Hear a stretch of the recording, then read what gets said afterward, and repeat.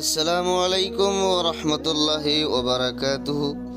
আমরা আজকে আসছি মসজিদে জুরাইনা।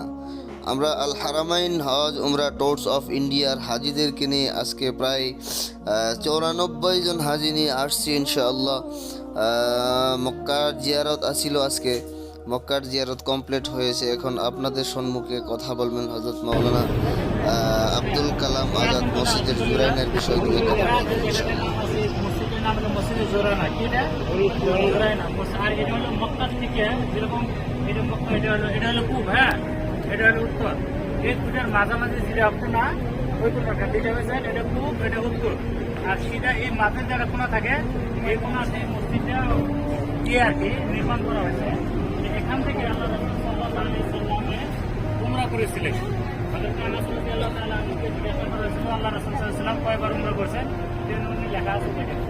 কারণ হাজ্জা নবী সাল্লাল্লাহু আলাইহি ওয়াসাল্লাম আল্লাহ রাসূল সাল্লাল্লাহু আলাইহি ওয়াসাল্লাম 4টা উমরা করেছিলেন এবং একবার হজ করেছিলেন।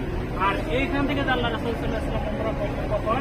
বাগদা গাজওয়াতুল তাইফ, তাইফের যুদ্ধ এবং আবুল কাব আছে, হুনাইনের যুদ্ধ এবং আওতাস। আর এখানে থেকে আল্লাহ রাসূল সাল্লাল্লাহু আলাইহি ওয়াসাল্লাম উমরা করলেন হুনাইনের একটা যুদ্ধের পরে মাল যে বন্টন করেছে, যে আপনাদেরকে আমি গাড়ির মধ্যে সুন্দর করে বুঝাই দিছি, যে অনেকগুলো মাল টাল বন্টন করার পরে আল্লাহ রাসূল সাল্লাল্লাহু আলাইহি ওয়াসাল্লাম এখানে কিয়াম করেন।